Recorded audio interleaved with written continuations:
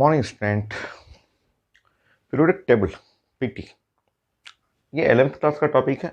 Main topic तो 11th class में है, बट इसका कॉन्सेप्ट 11th में 12th में दोनों में यूज होगा। नीट के लिए, आईटी मेन और आईटी एडवांस के लिए ये एक फंडामेंटल टॉपिक है।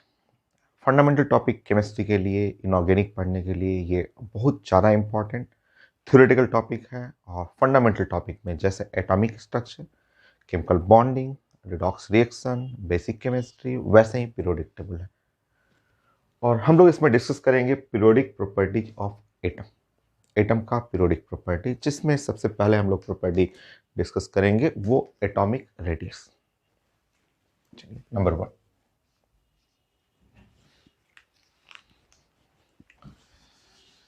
Atomic radius.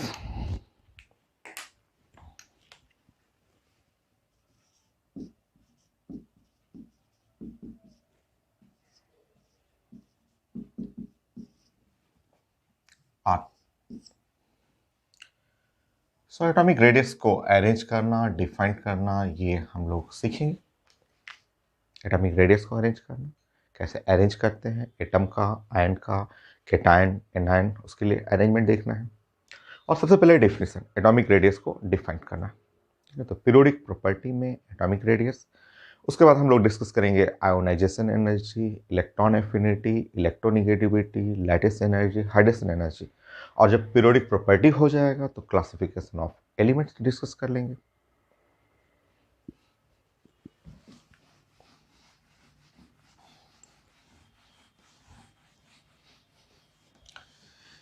देखिए, सबसे पहले समझते हैं कि एटॉमिक रेडियस देखने में तो बड़ा आसान लग रहा है कि डिफाइन करना है एटॉमिक रेडियस, बट इसके डिफिनेशन में बहुत कन्फ्यूजन हुआ था, बहुत ज़्यादा कन्फ्यूजन हो गया था।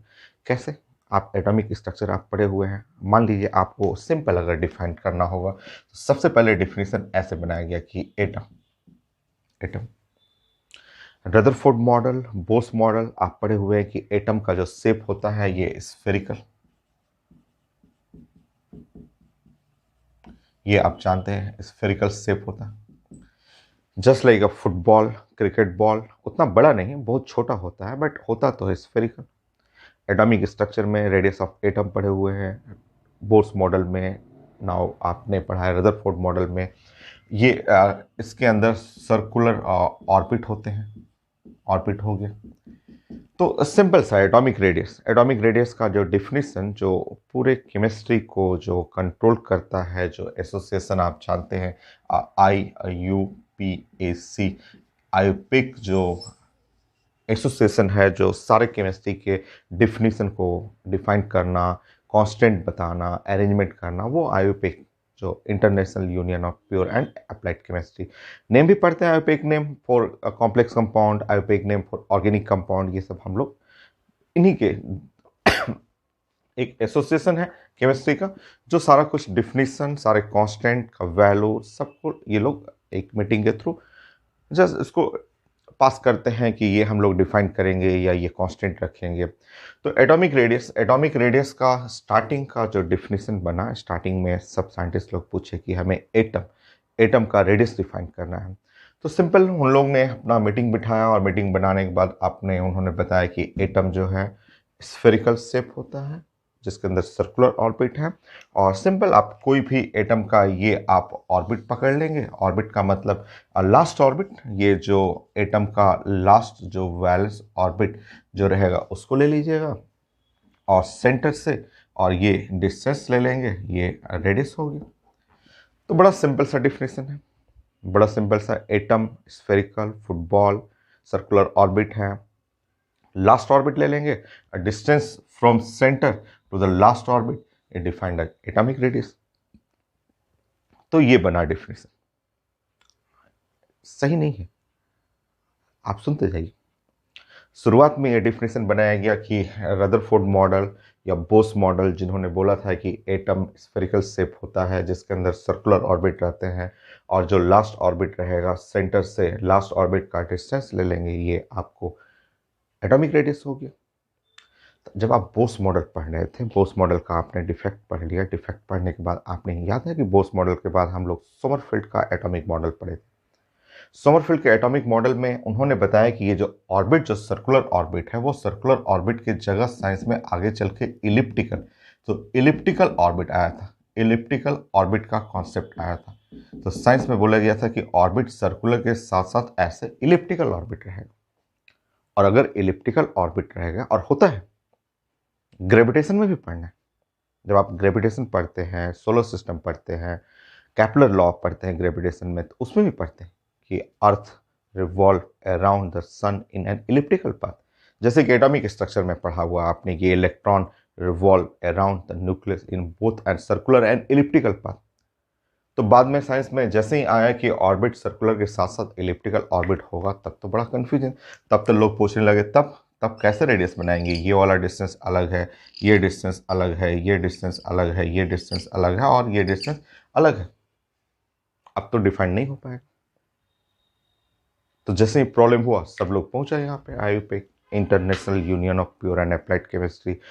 वहाँ उनसे पूछा गया कि भाई आप लोग ने तो ऐसे बोला था कि एटम है, एटम स्फेरिकल है, स्फेरिकल शेप होता है, सर्कुलर ऑर्बिट होते हैं, और डिफिनेशन लिखना किसी भी सर्कल का रेडियस बनाना एकदम आसान है, ये लास्ट ऑर्बिट ले लेंगे, सेंटर से डिस्टेंस ले लेंगे, ये हो गया एटॉमिक रेडियस। बट साइंस में तो करेक्शन हो गया, बोस मॉडल के बाद साइंस में करेक्शन आया कि इलिप्टिकल ऑर्बिट होता है, ऑर्बिट इलिप्टिकल रहेगा, तो अब कैसे रेडियस लेंगे, ये अलग डायमेंशन हुआ, ये डायमेंशन अलग हुआ, सबका वैल्यू अलग हो गया, तब तो डिफिनेशन गलत हो गई। तब फिर वहाँ ये मीटिंग बैठा आईयूपीएसी, वो international union of pure and applied chemistry, Geneva में, जनेवा यूरोपियन नेशन में पार्ट है, स्विट्जरलैंड के पास एक जनेवा, जहाँ पे वो मीटिंग बैठा। अब मीटिंग में ये डिसाइड हुआ कि भाई हम लोग ऑर्बिट कहेंगे तब तो फंस जाएंगे, ऑर्बिट कहेंगे तो सर्कुलर ऑर्बिट, इलिप्टिकल ऑर्बिट में तो प्रॉब्लम हो जाएगा। तो तो वो लोग बोले कि ऐसा करते हैं ना, हम लोग ऑर्बिट ना बोल करके ऐसे डिफाइन करते हैं, जैसे सोडियम है और 281, और वो लोग बोले कि ऐसा हम लोग बताते हैं ना, हम लोग बोलेंगे वैलेंस, अब वैलेंस इलेक्ट्रॉन, हम लोग वैलेंस इलेक्ट्रॉन्स के बारे में बात करेंगे, ये जो वैलेंस लास्ट इलेक्ट्रॉन है उसको बारे में बात करेंगे। मतलब नया डिफिनेशन बना कि अगर एटम का रेडियस बनाना हो, तो ये जो थर्ड ऑर्बिट में, ये थर्ड ऑर्बिट में ये जो लास्ट इलेक्ट्रॉन है, यहाँ 2 इलेक्ट्रॉन है, ये 8 इलेक्ट्रॉन है, 1 इलेक्ट्रॉन है, वो लास्ट इलेक्ट्रॉन, जो लास्ट इलेक्ट्रॉन हो उसका डिस्टेंस पकड़ लीजिए, उसका डिस्टेंस सेंटर से पकड़ लीजिए, ये रेडियस हो जाएगा। तो ऑर्बिट लोगों ने छोड़ दिया, बोले ऑर्बिट मत बोलिए, ऑर्बिट बोलने पर बड़ा कन्फ्यूजन हो जाएगा, क्योंकि साइंस में ऑर्बिट सर्कुलर भी होता है, इलिप्टिकल भी होता है, क्योंकि जैसे जैसे साइंस में आगे करेक्शन हुआ, वैसे वैसे जस्ट डिफिनेशन भी चेंज होते जाएगा। सबसे पहले तो ये डिफिनेशन एकदम सही था, लोग मानता था atom, spherical shape, circular orbit, और ये सर्कुलर है तो इसका रेडियस डिफाइन करना centre to circumference, last orbit radius हो गया। बट जैसे ही साइंस में करेक्शन हुआ, सोमरफेल्ड आ गए, उन्होंने बोला कि यार ऑर्बिट तो इलिप्टिकल होता है, इलिप्टिकल होगा तो ये डिस्टेंस सब वेरी करने लगेगा।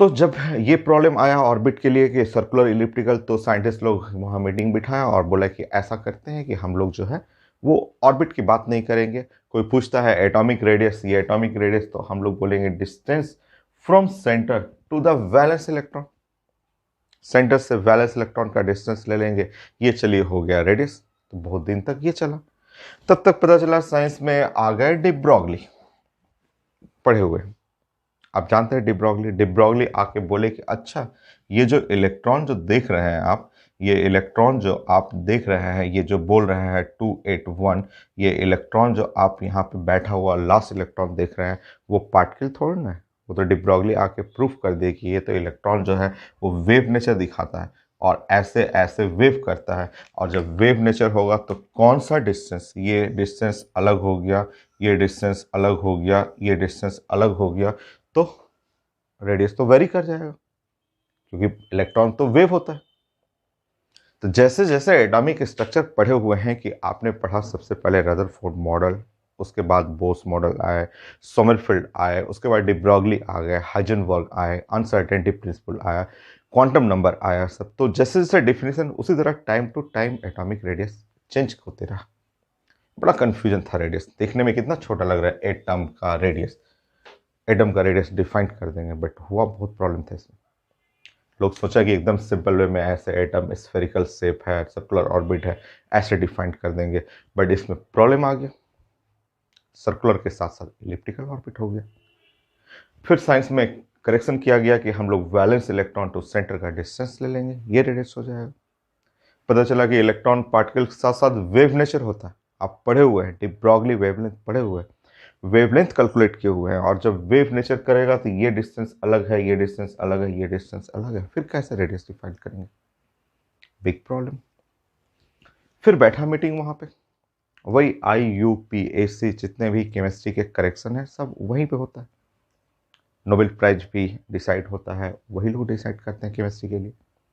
आप ही साइंटिस्ट बनेंगे और केमिस्ट्री में कोई रिसर्च करेंगे तो आपको पेपर वहीं जाके प्रेजेंट करना होता है, वहाँ साइंटिस्ट का टीम रहेगा, आपकी सारी बातें सुनते हैं वहाँ पे लोग। तो फाइनली बड़ा कन्फ्यूजन हुआ कि यार कैसे डिफाइन करें एटॉमिक रेडियस, ये गलत है, ये यहाँ पे चेंज हो जाएगा, इलेक्ट्रॉन पकड़ेंगे तो डी ब्रॉगली बोलेंगे कि इलेक्ट्रॉन तो वेव है, बड़ा कन्फ्यूजन हुआ। तब साइंटिस्ट लोग बोले कि ऐसा करते हैं ना कि हम लोग इस तरह से डिफिनेशन बनाते ही नहीं हैं। सो सब अब बोला गया कि अच्छा ऐसा है कि पीरियोडिक टेबल, जो पीरियोडिक टेबल है, पीरियोडिक टेबल में कितने टाइप के एटम हैं, कितने टाइप के एटम होते हैं। तो देखा गया तो एक सोडियम टाइप का एटम मिला, एक फ्लोरीन टाइप का एटम मिला, एक नियन टाइप का। ये मेटल है, ये मेटल हुआ। फ्लोरीन है नॉन मेटल, ये है इनर्ट गैसेस। मेटल हुआ, नॉन मेटल हुआ, इनर्ट गैसेस हुआ। मेटल वाइट भी होता है, बट मेटल वाइट का रेडियस हम लोग नहीं डिफाइन करते, वो मेटल नॉन मेटल के बीच ही में होता है। तब साइंटिस्ट लोग क्या किए कि एटॉमिक रेडियस जो है, एटॉमिक रेडियस को इस तरह ऑर्बिट, इलेक्ट्रॉन, इस तरह से नहीं, एक नया डिफिनेशन बनाया गया, एक प्लान बना के हम लोग एटॉमिक रेडियस को नए फॉर्म में डिफाइन करते हैं। अगर मेटल है तो उसके लिए मेटालिक रेडियस, नॉन मेटल है उसके लिए जस्ट कोवलेंट रेडियस, और अगर इनर्ट गैस है तो उसके लिए हम लोग वंडर वाल रेडियस का प्लानिंग करेंगे। तो साइंस में नया चेंजेस किया गया, बोला गया कि इस तरह डिफिनेशन में प्रॉब्लम हो रहा है, ऑर्बिट कन्फ्यूजन हो गया, वैलेंस इलेक्ट्रॉन कन्फ्यूजन हो गया। फाइनली एटॉमिक रेडियस को हम लोग 3 पार्ट में डिवाइड करेंगे, मेटल, मेटल के लिए मेटालिक रेडियस, नॉन मेटल के लिए कोवलेंट रेडियस, और इनर्ट गैस है, इनर्ट गैस के लिए वंडर वाल रेडियस। तो रेडियस को हम लोग 3 पार्ट में डिफाइन करेंगे। तो पहले मैं डिफिनेशन कर देता हूँ और देन उसके बाद मैं अरेंजमेंट का मेथड सिखाता हूँ।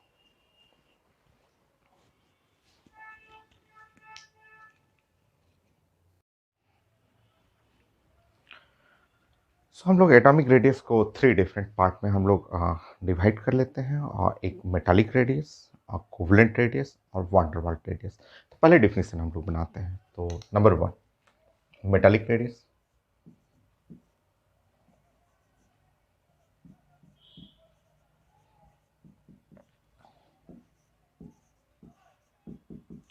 या कई लोग इसको आयनिक रेडियस भी बोलते हैं।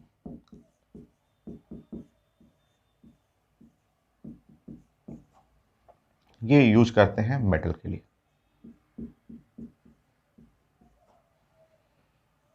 सो मैं डिफाइन कर देता हूँ कैसे आपको डिफिनेशन करना है, और डिफिनेशन हम लोग अब फिगर बना के करेंगे। तो कुछ पुराने टॉपिक हम लोग डिस्कस करते हैं जो हम लोग जानते हैं। Number 1, sodium.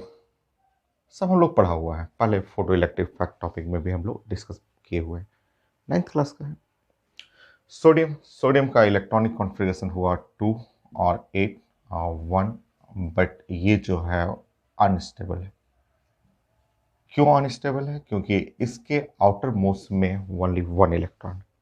9th क्लास में हम लोग के सर बोला करते थे कि स्टेबिलिटी के लिए ऑक्टेट रूल फॉलो करना है, आउटर मोस्ट में 8 इलेक्ट्रॉन जरूरी है।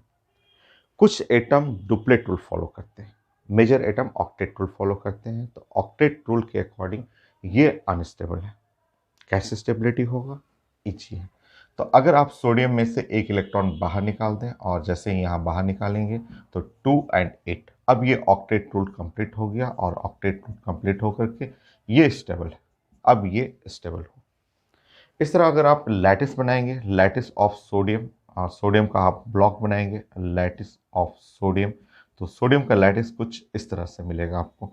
तो यहाँ पे एक ब्लॉक रहेगा, उस ब्लॉक के अंदर जो होता है सोडियम प्लस रहेगा और इसके अंदर जो है वो फ्री इलेक्ट्रॉन। ऐसे लैटिस का मतलब ब्लॉक हो गया, एक टुकड़ा हो गया, जैसे आयरन का टुकड़ा आप घर में रहता है, तो उसी तरह एक सोडियम का छोटा सा टुकड़ा लेना है, लैटिस हो गया। और कोई भी मेटल का आप लैटिस बना सकते हैं, तो lattice of sodium, sodium plus and free electron already पढ़ा हुआ है, 9th क्लास का चीज़ें हैं। और एक दो मेटल दिखाइए ना, और एक दो मेटल का और लैटिस बना लीजिए।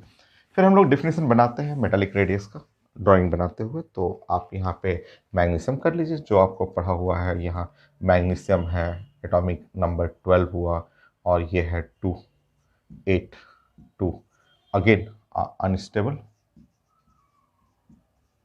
और आप अगर मैग्नीशियम से अगर 2 इलेक्ट्रॉन रिमूव कर रहे हैं, तो जैसे ही 2 इलेक्ट्रॉन बाहर निकालिएगा तो 2 और 8, 2 एंड 8 जो है अब ये स्टेबल हो।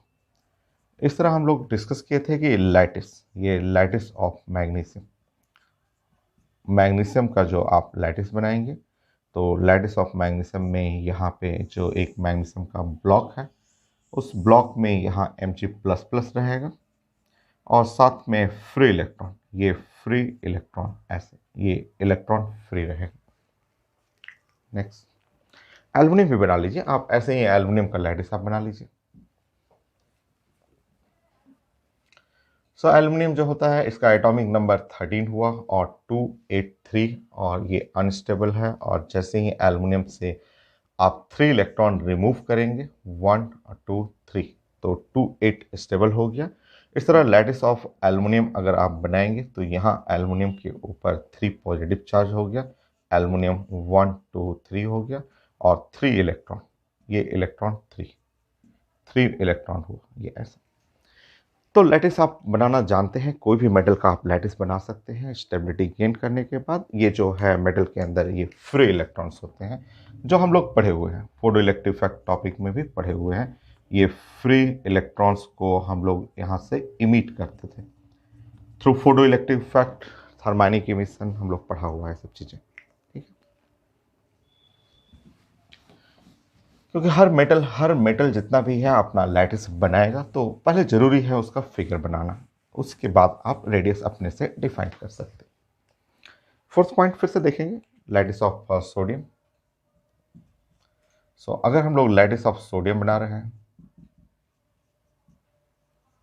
तो सोडियम का लैटिस हम लोग अभी प्लान कर चुके हैं कि इसका लैटिस में सोडियम प्लस और ये इलेक्ट्रॉन रहता है, और ये है सोडियम का ब्लॉक। इसको अरेंज करते हैं और बेस्ट फॉर्म में हम लोग प्रेजेंट करते हैं। इसको अरेंज करके मैं दिखाता हूं आपको। उसके बाद आप अपना डिफिनेशन बना लीजिएगा।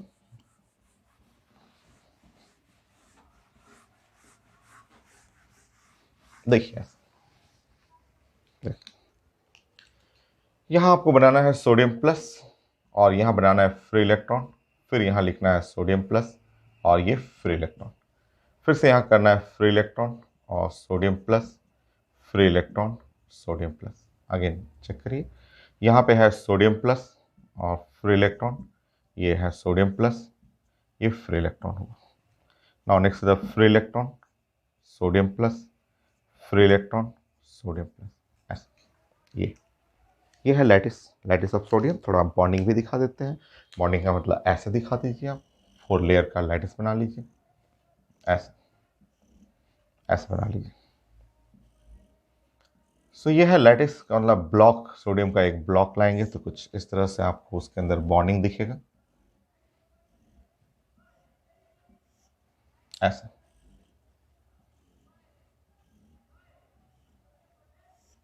ऐसा।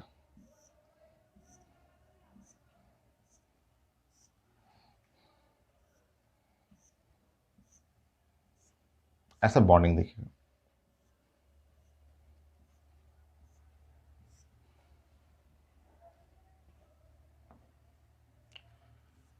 किसी भी मेटल का आप लैटिस बना सकते हैं, ठीक है। लैटिस बनाने के बाद अब आपको क्या करना है कि कोई भी 2 एडजेसेंट ले लीजिए, कोई भी आप वर्टिकल प्लेन पे, हॉरिजॉन्टल प्लेन पे, जैसे ये 2 एडजेसेंट का मतलब एक सोडियम ये ले लीजिए और एक सोडियम ये ले लीजिए, दोनों के बीच में आधा डिस्टेंस आपको काउंट करना है, हाफ डिस्टेंस लेना है। यही साइंस में मेटालिक रेडियस कहलाता है। ये है metallic radius, half of distance between any two adjacent metal ion in the lattice of metal. आपको फिगर बनाना है, फिगर बना करके लैटिस बनाना है। लैटिस में कोई भी दो एडजेसेंट मेटल आयन कहीं भी ले सकते हैं आप, इस प्लेन में, वर्टिकल प्लेन में ले सकते हैं। ये टू एडजेसेंट मेटल आयन, ये जो है इनके बीच का आधा डिस्टेंस, ये आधा डिस्टेंस जो ले लीजिएगा, यही साइंस में मेटालिक रेडियस बन गया। ये है metallic radius, half of distance between any two adjacent metal ion in lattice of metal. ये आर मेटालिक रेडियस बना। सो अब आप लिख लेंगे यहाँ पे, फोर्थ पॉइंट आपने बनाया है, और अब आप यहाँ पे डिफाइन कर लीजिए R, R metallic radius.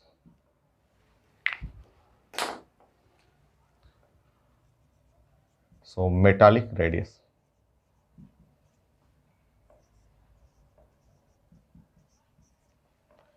so metallic radius is defined as half of distance between, half of distance between, अपने से डिफाइन कर लीजिए, half of distance between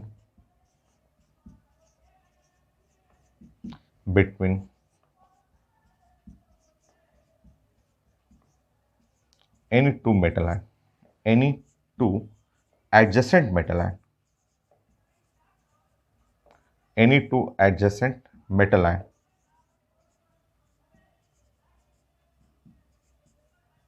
in lattice of metal.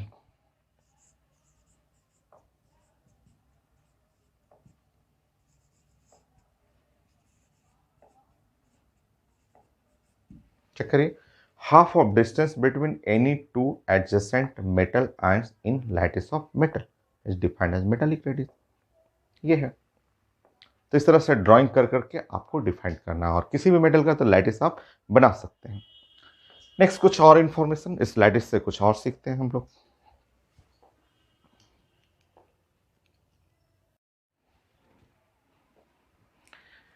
Next point जो है, लैटिस जो है उसके अंदर फोर्स हम लोग डिस्कस कर लेते हैं। ये सीखते हैं हम लोग थोड़ा यहाँ से, क्वेश्चन तो आता है आपको, तो फोर्स वो पता चल रहा है। आप देख सकते हैं यहाँ पे लैटिस जो है, लैटिस में ये निगेटिव है और ये पॉजिटिव है। इनके बीच में जो इलेक्ट्रोस्टैटिक या कूलम्बिक फोर्स ऑफ अट्रैक्शन, और वो किस पे डिपेंड करता है आप जानते हैं। सो 5 पॉइंट,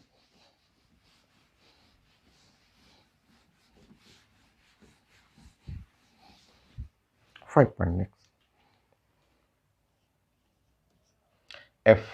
एफ जो है इलेक्ट्रोस्टैटिक या कूलम्बिक या force in lattice of metal, force in lattice of metal.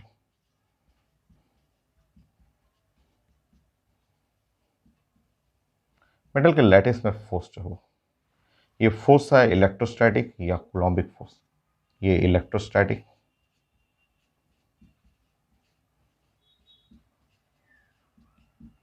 और कूलम्बिक फोर्स,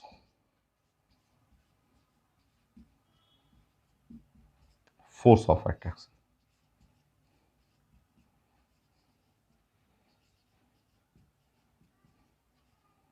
सो इलेक्ट्रोस्टैटिक या कूलम्बिक फोर्स ऑफ अट्रैक्शन। सो यहाँ पे आप चेक कर सकते हैं, जैसे ये कोई भी सोडियम प्लस और ये इलेक्ट्रॉन माइनस, ये जो है इनके बीच में इलेक्ट्रोस्टैटिक या कूलम्बिक फोर्स ऑफ अट्रैक्शन है ये, और इनके बीच का जो डिस्टेंस है वो डिस्टेंस को आर आप कर लेंगे। ये आर जो हुआ ये, और ये फोर्स जो है वो इलेक्ट्रोस्टैटिक कूलम्बिक फोर्स है। उसके लिए आप जानते हैं फोर्स कैसे डिफाइन करना है।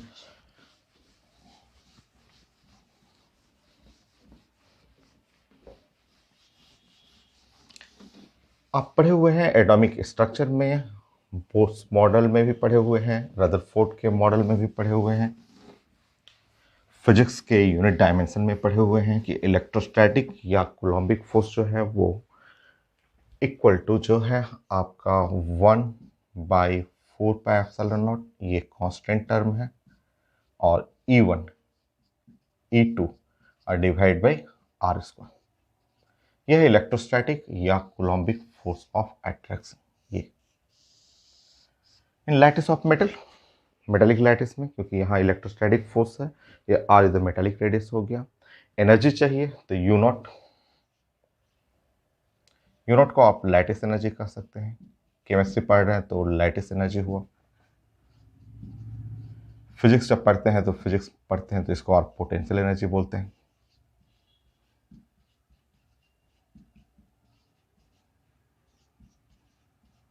लैटिस एनर्जी या पोटेंशियल एनर्जी।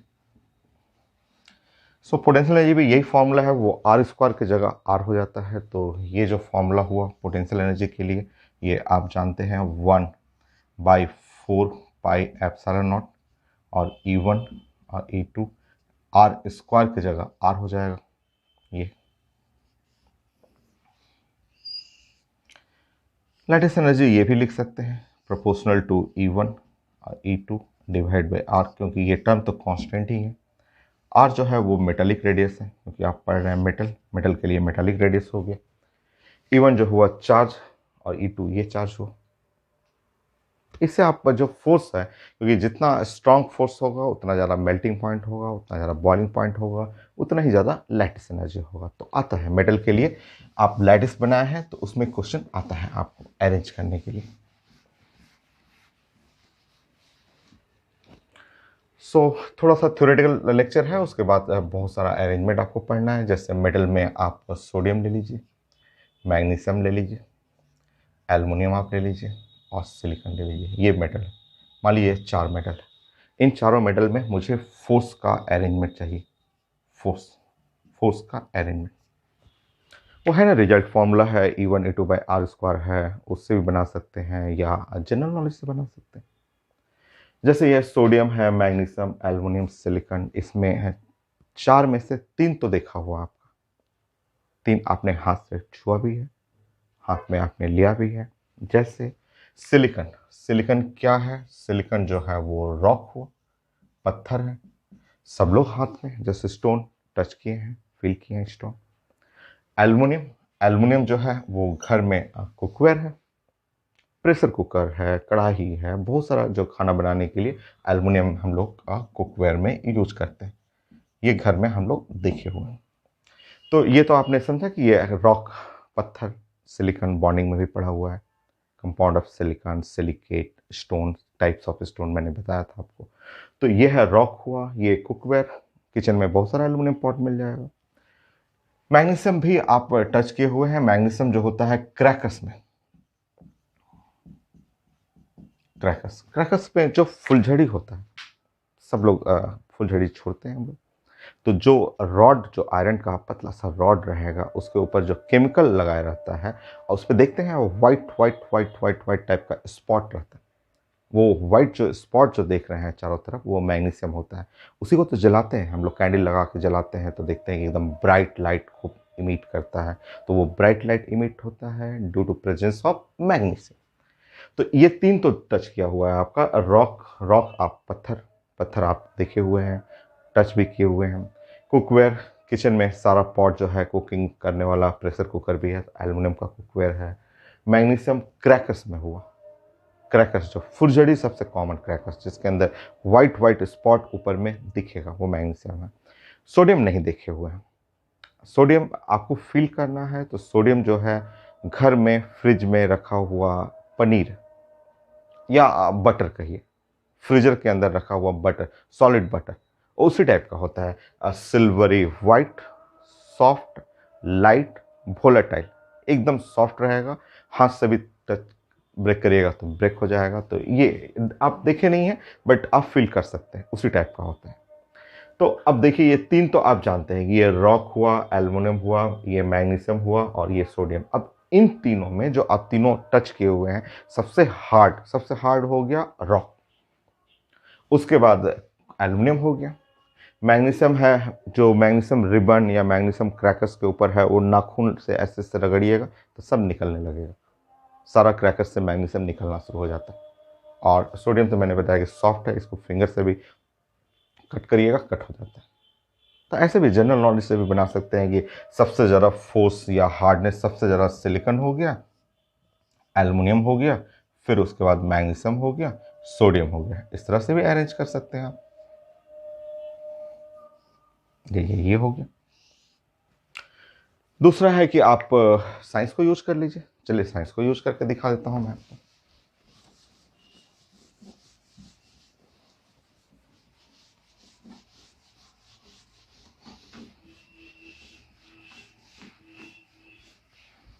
साइंस को यूज करेंगे तो देखिए आपका सोडियम, सोडियम का लैटिस कुछ ऐसा होगा। सोडियम का lattice sodium plus electron minus होगा। मैग्नीशियम का लैटिस आप जानते हैं Mg प्लस प्लस होगा और 2 इलेक्ट्रॉन होगा। एल्युमिनियम का लैटिस जो होता है एल्युमिनियम प्लस 3, ये 3 होगा और 3 इलेक्ट्रॉन, क्योंकि स्टेबिलिटी ऐसे गेन करेगा। सिलिकॉन, सिलिकॉन का लैटिस बनाएंगे तो ये 4 पॉजिटिव चार्ज होगा और 4 इलेक्ट्रॉन होगा, कुछ इस तरह से होगा ये। तो सोडियम, मैग्नीशियम, एल्युमिनियम, सिलिकॉन, ये है सोडियम का लैटिस हो गया, ये मैग्नीशियम का लैटिस हो गया, ये एल्युमिनियम का लैटिस हो गया और वो सिलिकॉन का लैटिस हो गया। अगर आप E1 E2 देखेंगे तो of course order of E1 E2 इधर की तरफ जा रहा है। ये है ऑर्डर ऑफ E1 और E2। यहाँ चार्ज देखिएगा 4 and 4, 3 and 3, 2 2 and 1 1, ये E1 E2 हो गया।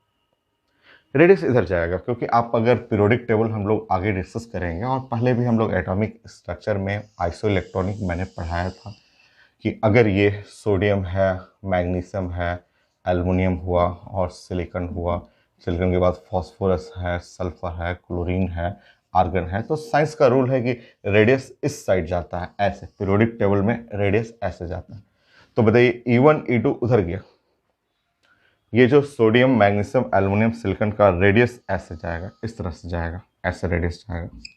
और साइंस का जो फोर्स होता है आप जानते हैं कि force proportional to E1 E2 और डिवाइड बाई आर स्क्वायर, ये फोर्स का ऑर्डर है। ये फोर्स को प्रोपोर्शनलिटी बनाने का ये ऑर्डर हो। अब बताइए कि अगर E1 E2 इसका maximum maximum positive negative charge radius minimum है, उस सिलिकॉन के लिए ये ऊपर वाला टर्म मैक्सिमम और नीचे वाला मिनिमम है, तो इसका मतलब इसके लिए फोर्स सबसे ज़्यादा फोर्स इस साइड के, फोर्स सबसे ज़्यादा silicon, then aluminium, magnesium and sodium. वो आ भी रहा है वही चीज़। तो ये जनरल नॉलेज से भी बना सकते हैं, साइंस का भी यूज कर सकते हैं। तो यहाँ पे कई क्वेश्चन लिख सकते हैं। यहाँ आप फोर्स के लिए लिखना हो या बॉइलिंग पॉइंट के लिए भी लिख सकते हैं या मेल्टिंग पॉइंट के लिए पढ़ सकते हैं या फिर लैटिस एनर्जी के लिए स्टडी कर सकते हैं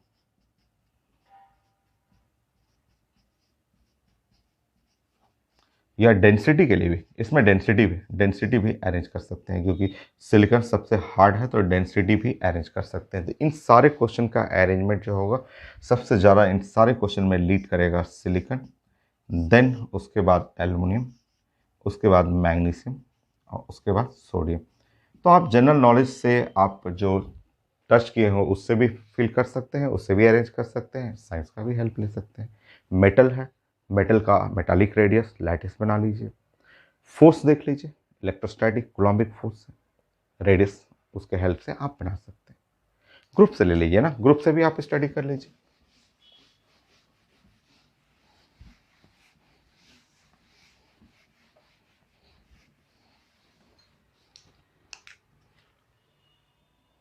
सेवन,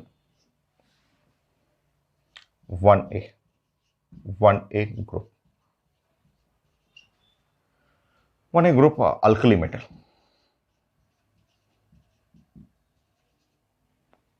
अल्कली मेटल।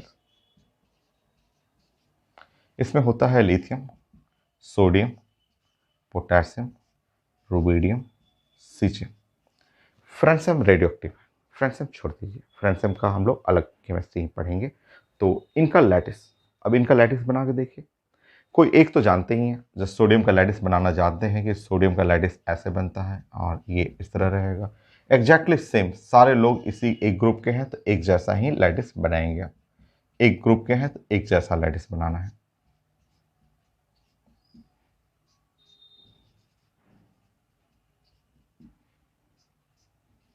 एक ग्रुप, एक फैमिली, एक जैसा लैटिस, ऐसा बना लीजिए। नेक्स्ट, आप जानते हैं कि यहाँ E1 E2, मैं उधर हटा देता हूँ।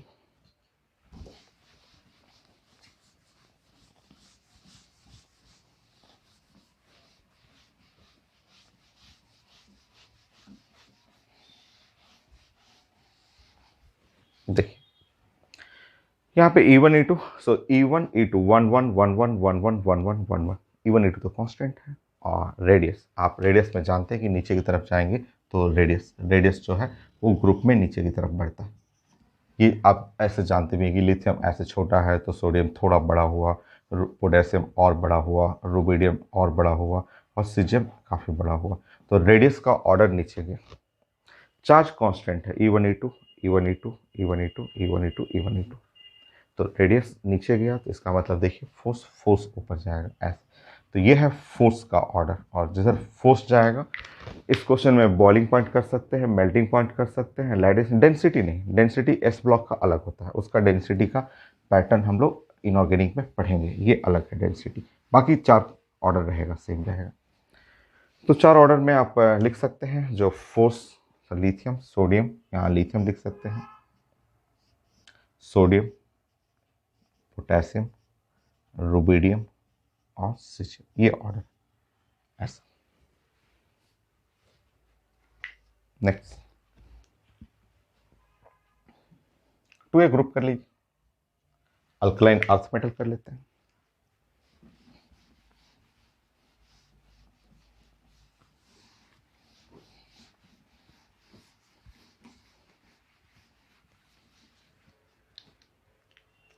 अल्कलाइन अर्थ मेटल,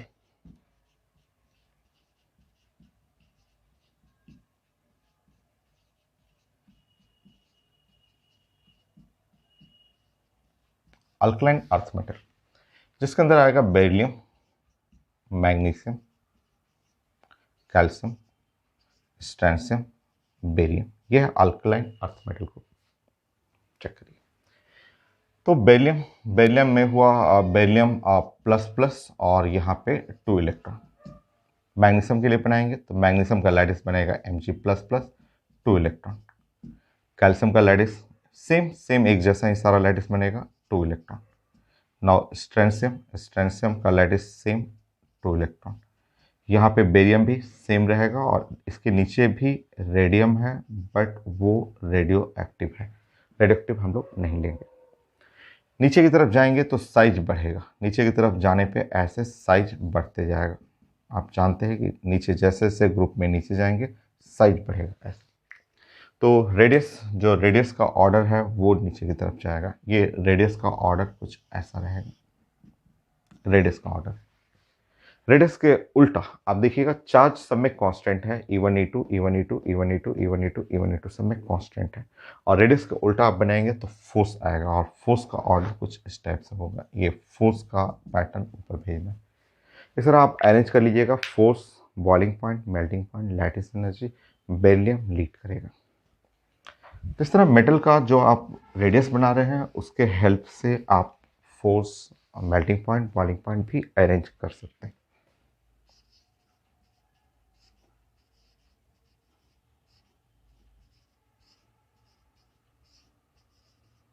ये मेटेलिक रेडियस यही था। Now next the covalent radius.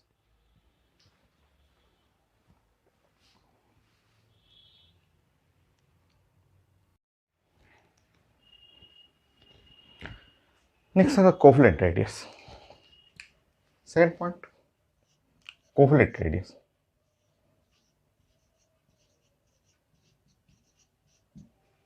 और कोवलेंट रेडियस 4 नैनोमीटर, 4 नैनोमीटर।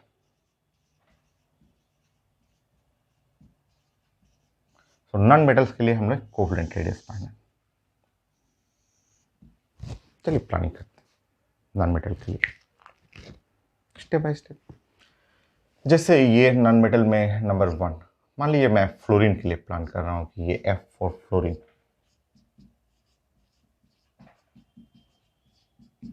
ये फ्लोरीन जिसका एटॉमिक नंबर 9 होता है और इसका इलेक्ट्रॉनिक कॉन्फ़िगरेशन जो 9th क्लास में पढ़ते थे 2 and 7, again unstable. Octet rule follow करना है, लास्ट में 8 इलेक्ट्रॉन चाहिए। तो ये आप जानते हैं फ्लोरीन, ये फ्लोरीन जो है वो अनस्टेबल है। इस फ्लोरीन को हम लोग ऐसे लिख लेंगे कि ये फ्लोरीन है जिसके वैलेंस सेल में नाउ यहाँ पे 7 इलेक्ट्रॉन है। ऐसे कर लीजिए, इस तरह से हमें लिखना है। अच्छा मैं कलर चेंज करता हूँ। एक और फ्लोरीन लेता हूँ, मैं एक और फ्लोरीन लेता हूँ F9, ये एक और फ्लोरीन लेता हूँ, ये फ्लोरीन भी, इसका भी इलेक्ट्रॉनिक कॉन्फ़िगरेशन 27 और ये जो है अनस्टेबल है, ठीक है। और जब ये अनस्टेबल है तो इसको मैं ऐसे लिख रहा हूँ कि ये फ्लोरीन हुआ और 2 इलेक्ट्रॉन, 2 4 इलेक्ट्रॉन, 2 6 इलेक्ट्रॉन, 1 मोर 7 इलेक्ट्रॉन, वैलेंस इलेक्ट्रॉन अनस्टेबल है, ऑक्टेट ट्रू चाहिए, 8 इलेक्ट्रॉन चाहिए। देखिए स्टेबिलिटी गेन करने के लिए ये जो फ्लोरीन है, ब्लैक कलर और जो ब्लू कलर है, समझिए आप, ये ब्लैक कलर को मैं यहाँ पे जो ब्लैक कलर मेरा है फ्लोरीन, उसको मैं ऐसे लिख रहा हूँ इस तरह से फ्लोरीन। नाउ 1 2 3 4 5 6 और 7 ऐसे कर दिया। और फिर से ब्लू कलर वाला फ्लोरीन मैंने ऐसे लिखा, ये ब्लू कलर का फ्लोरीन 1 2 और 3 4 5 6 और 7। और मैं दोनों को आमने सामने रख करके शेयरिंग ऑफ इलेक्ट्रॉन, इलेक्ट्रॉन का शेयरिंग मैं करना चाह रहा हूँ, जो 9th क्लास में स्टेबिलिटी गेन करने के लिए मैं ऐसे इन दोनों को सामने रख करके यहाँ इससे शेयरिंग करूँगा। तो अब इसमें देखिए, अब इलेक्ट्रॉन 8 हो चुका है और ये शेयरिंग इसके साथ भी होगा, तो ये इलेक्ट्रॉन अब 8 है और इसमें भी 8 है, और 8 8 होने के बाद ये भी एक स्टेबल एटम हो गया और ये भी एक स्टेबल एटम हो गया। इस तरह स्टेबल होने के बाद ये एक बॉन्ड बनाया है, यहाँ पे एक बॉन्ड बना, वो कोवलेंट बॉन्ड हुआ, ये फ्लोरीन और ये फ्लोरीन, ये स्टेबल होने के बाद कोवलेंट बॉन्ड बनाया। मेटल जो है स्टेबिलिटी गेन करने के लिए लैटिस फॉर्म बनाता है, और नॉन मेटल अपने स्टेबिलिटी गेन करने के लिए कोवलेंट बॉन्ड बनाएगा बाय शेयरिंग ऑफ इलेक्ट्रॉन। एक बार कोवलेंट बॉन्ड बन गया और तो आप एक एटम पकड़ेंगे, दूसरा एटम पकड़ेंगे, दोनों के बीचों बीच आधा डिस्टेंस ले लेंगे, यही जो हाफ डिस्टेंस होगा यही साइंस का कोवेलेंट रेडियस बन गया, या आप बोल सकते हैं बॉन्ड लेंथ। ये जो बॉन्ड लेंथ का आधा, ये जो bond length half of the bond length, उसका आधा ले लीजिएगा, वो बन गया आर। आर जो है यहाँ पे कोवेलेंट रेडियस। हर एटम को स्टेबलाइज करना है, मेटल अपनी स्टेबिलिटी लैटिस बना कर गेन करता है, नॉन मेटल कोवलेंट बॉन्ड बनाएगा। और जैसे ही स्टेबल हुआ, बॉन्ड बन गया, स्टेबल हो गया, अब दो एटम के बीच का आधा डिस्टेंस ले लीजिए, लिखिए ये are,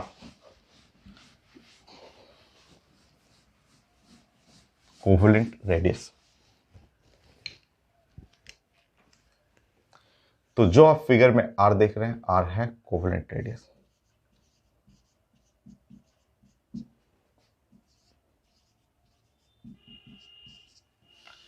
half of distance between,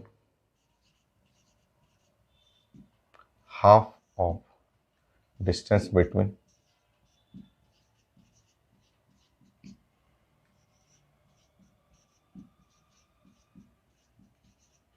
to covalent bonded atom,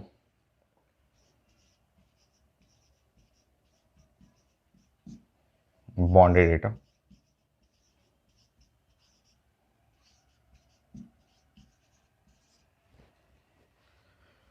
So half of distance between two covalent bonded stable atom कर लीजिएगा, two covalent bonded stable non metal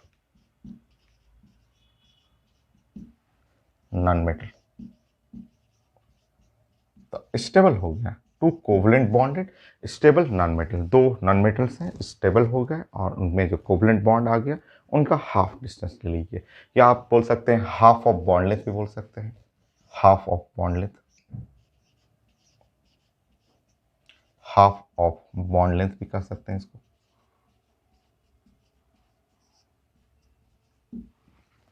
तो R is equal to D/2, और D the bond length, D जो है वो bond length हो गया।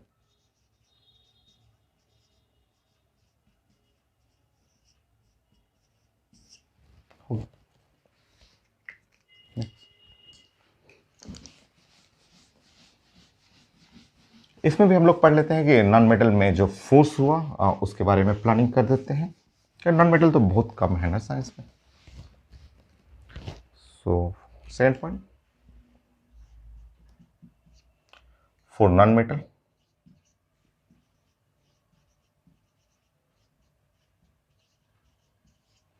F, force. तो नॉन मेटल में जो फोर्स है वो प्रोपोर्शनल टू होता है साइज, और जितना ज़्यादा फोर्स होगा उतना ज़्यादा melting point, boiling point, density already पढ़ा हुआ है, बट एक बार रिपीट करते हैं। तो रिवीजन ये करना है कि नॉन मेटल जो फैमिली है साइंस में हैलोजन। सो सबसे फेमस जो नॉन मेटल है हैलोजन है, और उसके बारे में हम लोग ऑलरेडी पढ़े हुए हैं, एक बार नहीं 2 बार पढ़े हुए हैं। तो ये 7th ए ग्रुप, 7th ए ग्रुप, या आप इसको 17 ग्रुप भी कह सकते हैं। इसको हम लोग हैलोजेंस बोलते हैं, हैलोजेंस। यहां अगर मॉलिक्यूल्स में लिखेंगे तो फ्लोरीन और क्लोरीन, ब्रोमीन, आयोडीन, ये है और molecules form, fluorine, chlorine, bromine, iodine. और इस नॉन मेटल में जो फोर्स है प्रोपोर्शनल टू साइज, जैसे जैसे आप ग्रुप में नीचे जाएंगे वैसे वैसे फोर्स बढ़ेगा, ऐसे। सो नीचे की तरफ जाएंगे तो नीचे की तरफ जाएंगे तो नीचे की तरफ साइज, साइज जा रहा है, साइज जाएगा, और साइज जाने के चलते नीचे की तरफ फोर्स भी बढ़ गया, फोर्स बढ़ा, ऐसे। और इसी फोर्स के चलते हम लोग डिस्कस किए हुए थे कि आयोडीन जो होता है सॉलिड होता है, क्योंकि सबसे स्ट्रांग फोर्स इन चारों में, सबसे स्ट्रांग फोर्स यहाँ रहेगा, और आयोडीन सॉलिड है। ब्रोमीन रेडिश ब्राउन लिक्विड है, और क्लोरीन ग्रीनिश येलो गैस होता है, और फ्लोरीन येलो कलर गैस होता है। कलर भी जानना है आपको, क्योंकि कलर भी एग्जाम में पूछा जाता है। तो इसके बारे में लिख लेंगे कि ये वॉयलेट कलर सॉलिड है,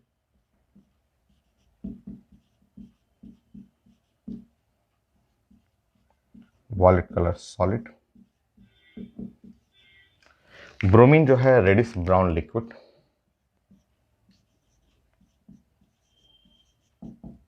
रेडिश ब्राउन लिक्विड, ब्रोमीन जो है रेडिश ब्राउन लिक्विड है।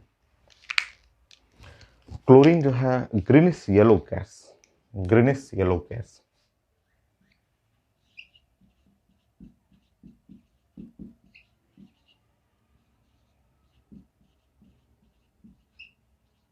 Greenish yellow gas. और ये जो है आपका फ्लोरीन जो है वो येलो कलर का गैस कह लीजिए,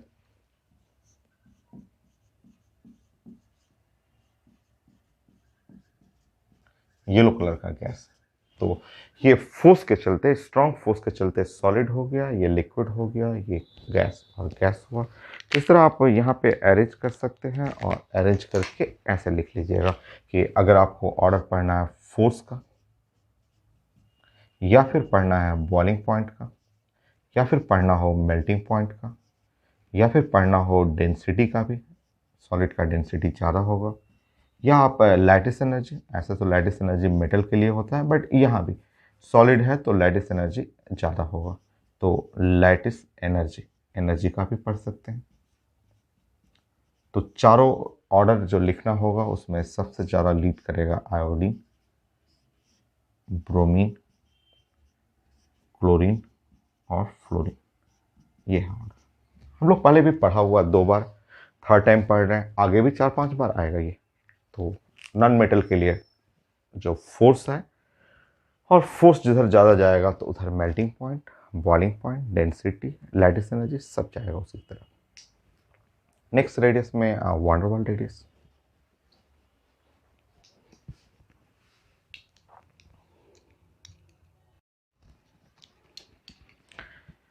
नेक्स्ट पॉइंट है van der Waals radius. Next definition, van der Waals radius for inert gases.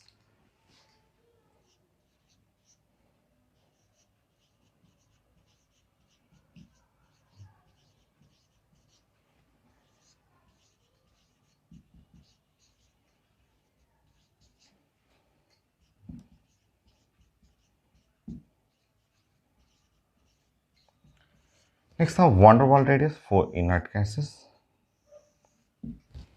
चलिए प्लानिंग करते हैं, समझिए यहाँ पे कोई भी एक इनर्ट गैस ले लेते हैं, हीलियम, नियन, आर्गन, क्रिप्टन, जेनन, रेडन, कोई भी ले लीजिए। जैसे आपने नियन ले लिया, यहाँ पे है 10 है और 20 हो गया। अगर आप इलेक्ट्रॉनिक कॉन्फ़िगरेशन बनाएंगे तो 2 एंड 8, और ये कॉन्फ़िगरेशन जो है वो स्टेबल है। कोई भी इनर्ट गैस देखिए ये मोस्ट स्टेबल है, तो स्टेबल है, कोई बॉन्डिंग नहीं बनाएगा, कोई लैटिस नहीं है, कहीं कोई कोवलेंट बॉन्ड नहीं है, फ्री स्टेट में रहेगा। सेंटर में इसके 10 प्रोटॉन रहेंगे, सेंटर में 10 न्यूट्रॉन न्यूक्लियस पे रहेगा, और फर्स्ट ऑर्बिट में 2 इलेक्ट्रॉन और सेकेंड ऑर्बिट में यहाँ पे 8 इलेक्ट्रॉन। तो ये है 2 इलेक्ट्रॉन फर्स्ट ऑर्बिट में, सेकेंड ऑर्बिट में 8 इलेक्ट्रॉन। ये सेल्फ स्टेबल है, ये ऑक्टेट रूल फॉलो कर रहा है और ये स्टेबल है। तो इसका रेडियस बनाने का एक अलग मेथड है, समझिए। आप इमेजिन करिए कि ये बोर्ड का ये जो सेक्शन है एक बिग कंटेनर है जिसमें बहुत सारे इनर्ट गैस घूम रहे हैं।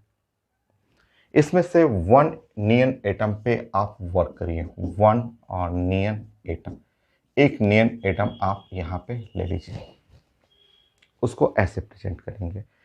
नाउ 10 प्रोटॉन है और 10 न्यूट्रॉन है ऐसा, और इसके सेंटर पे हो गया, और नाउ इलेक्ट्रॉन 1 एंड 2, और यहाँ पे जो हुआ ऐसे, और 1 2 3 4 5 6 7 8, और इसको रेस्ट में रखेंगे। ये इसको आप रेस्ट में रहने दीजिए, ये इसको ऐसे आप रेस्ट में रहने दीजिए। ये सब इलेक्ट्रॉन है, आपको ध्यान रखना है, ठीक है। एक नियन एटम को आप फोकस करिए। बोर्ड पे बहुत सारे एटम है, बहुत सारा एटम है। एक और नियन एटम लेंगे, नेक्स्ट एक और नियन एटम आपको एक और लेना। बहुत सारे हैं, लाखों हैं, उसमें 2 पे फोकस करिए ना। एक एक मैंने यहाँ बना दिया है, एक और को देखिए, देखिए तो जरा। इसके सेंटर में 10 प्रोटॉन और 10 न्यूट्रॉन, और ऐसे समझिए इसके फर्स्ट ऑर्बिट में 2 इलेक्ट्रॉन, सेकेंड ऑर्बिट में 8 electron. So 1 and 2, second orbit में 8 इलेक्ट्रॉन, 1 2 3 और 4 और 5 6 और 7 और 8, ऐसा हो गया। ये है इलेक्ट्रॉन, ये फ्री इलेक्ट्रॉन है और फ्री इलेक्ट्रॉन, फ्री इलेक्ट्रॉन, ठीक है। अब समझना है आपको, ये 1 नियन एटम है, और 1 नियन एटम को आप रेस्ट में रहने दीजिए, और दूसरा जो नियन एटम है इस पे आप फोकस करिए, और वो नियन एटम जो है उसके मोशन को मैं दिखाता हूँ। अब दूसरा जो नियन एटम है, जैसे ये नियन एटम इसकी तरफ आएगा तो देखिए ये एक को यहाँ स्टैटिक रहने दीजिए, और जब इसकी तरफ आएगा तो थोड़ा सा इधर आएगा फिर भाग जाएगा, थोड़ा सा इधर आएगा फिर भाग जाएगा, इधर की तरफ आएगा तो अट्रैक्शन, और फिर तुरंत भाग जाएगा, रिपल्सन। अट्रैक्शन रिपल्सन होते रहता है। कैसे अट्रैक्शन रिपल्सन चेक करेंगे।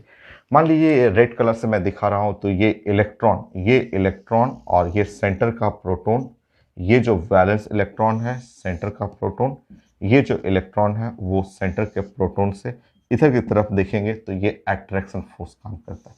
ये जो इधर की तरफ रेड कलर से मैंने बनाया है, जैसे ही ये आएगा तो ये न्यूक्लियस सारे इलेक्ट्रॉन को अट्रैक्ट करता है, बट जैसे ही नज़दीक आता है तो पता है कि ये वाला इलेक्ट्रॉन वैलेंस इलेक्ट्रॉन, ये इलेक्ट्रॉन नेगेटिव चार्ज इसको भगाने लगता है, ये ऐसे भगाने लगता है। तो जब आता है दोनों एटम एक दूसरे के पास तो attraction as well as repulsion होता है। रेड कलर वाला अट्रैक्शन फोर्स हुआ, ये आ रहा है बुला रहा है, तब तक ये लोग भगाएगा, ये भागो इधर से, रिपल्सन हो गया। और एक ऐसा सिचुएशन आएगा जहां अट्रैक्शन और रिपल्सन बराबर हो जाए। जैसे अट्रैक्शन रिपल्सन बराबर हो जाएगा, उस कंडीशन को हम लोग साइंस में इक्विलिब्रियम बोलते हैं। इक्विलिब्रियम पे ये भी देखिए, ये भी रुक जाएगा, ये जहां है वहीं रुक जाएगा, इक्विलिब्रियम पे ये रुक जाएगा, इक्विलिब्रियम पे ये रुक जाएगा, और बस जैसे ही रुका, बस आधा डिस्टेंस, इनके बीच का आधा डिस्टेंस आप काउंट कर लीजिएगा। यही आधा डिस्टेंस जो हुआ, यही साइंस का बन गया आपका वंडरवॉल रेडियस। वंडरवॉल रेडियस कब? तो at equilibrium.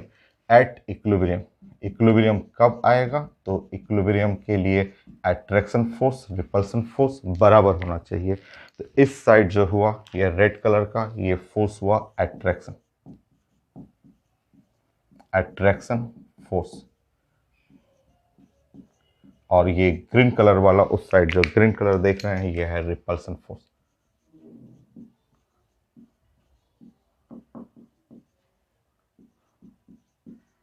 So attraction force repulsion force जैसे ही बराबर हुआ, इक्विलिब्रियम हुआ, बस रोक दीजिए और ये जो आपका हाफ डिस्टेंस ले लीजिए, यही बन गया वान डेर वाल रेडियस।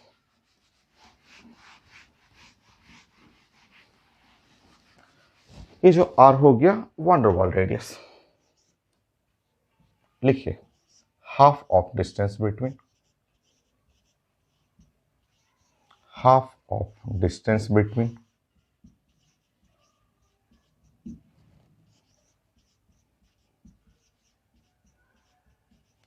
two inert gases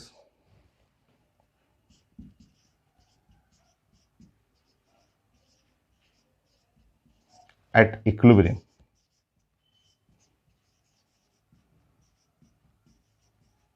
सो इक्विलिब्रियम में जो दो इनर्ट गैस आया उनके बीच में हाफ डिस्टेंस ले लीजिए। बड़ा साइज का है, देख रहे हैं, सबसे लॉन्गेस्ट रेडियस, सबसे जो मेटालिक रेडियस, कोवलेंट रेडियस और वान डेर वाल रेडियस में सबसे बड़ा रेडियस है, लार्जेस्ट एटॉमिक रेडियस है ये लार्जेस्ट एटॉमिक रेडियस। इसका यूज करूंगा मैं, आप लिख लीजिए लार्जेस्ट एटॉमिक रेडियस। तीनों रेडियस में सबसे बड़ा रेडियस यही रहेगा, क्योंकि यहाँ कोई बॉन्डिंग है ही नहीं, बॉन्डिंग है नहीं, गैस है, गैस है, गैस में ऐसे भी इंटरमोलिकुलर डिस्टेंस काफ़ी दूर दूर होता है ना, इंटरमोलिकुलर डिस्टेंस ज़्यादा होगा तो रेडियस भी इसका बढ़ गया, और बॉन्डिंग है ही नहीं, कोई लैटिस है ही नहीं, तो मैक्सिमम रेडियस हो गया। तो यह है डिफिनीशन, फिगर, बाकी फोर्स लिख लीजिए, इसमें भी ऑलरेडी पढ़ा हुआ आपका, बट आप एक बार रिपीट कर लीजिए।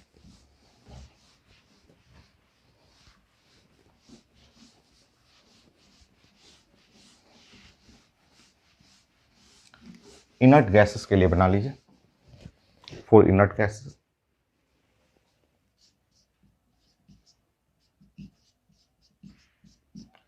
सो इनर्ट गैसेस के लिए जो फोर्स होता है F, जो फोर्स है, इस फोर्स को हम लोग वान डेर वाल फोर्स बोलते हैं।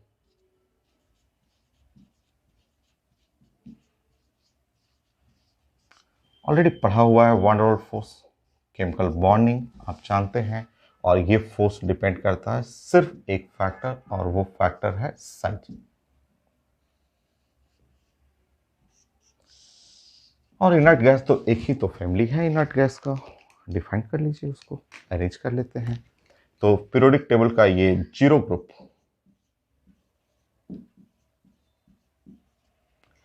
या आप इसको बोलेंगे 18 ग्रुप,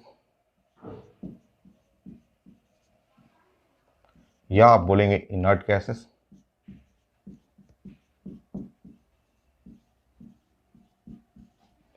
इसमें आ रहा है हीलियम, इसमें है नियन, इसमें है आर्गन, इसमें क्रिप्टन, जेनन और रेडन। रेडन एक रेडियोएक्टिव एलिमेंट है, इसका हम लोग अलग से साइंस पढ़ेंगे, ठीक है। रेडन छोड़ दीजिए, बाकी इनका force, melting point, boiling point, density already आपका पढ़ा हुआ है।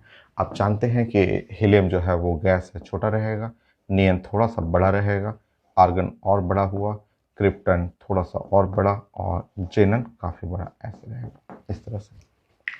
और इनमें आप जानते हैं कि इन पांचों में रेडियस का ऑर्डर ये रहेगा, और जिधर रेडियस का ऑर्डर जाएगा उधर ही आपका फोर्स चला जाएगा।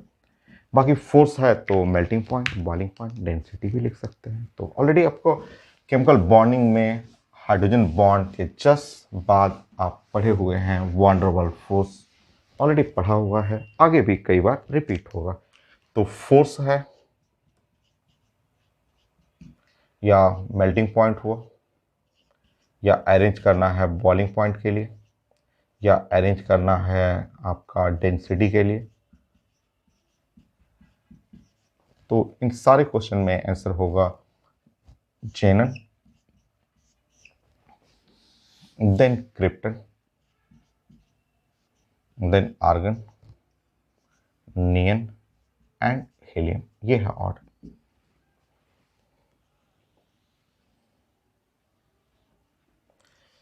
सो इस तरह हम लोग का एटॉमिक रेडियस का डिफिनीशन हो गया, और हर टाइप के रेडियस में कैसा फोर्स होगा वो हम लोग ने डिस्कस कर लिया। अब हम लोग प्लान करेंगे अरेंज करने के लिए कि कैसे एटॉमिक रेडियस अरेंज करना है।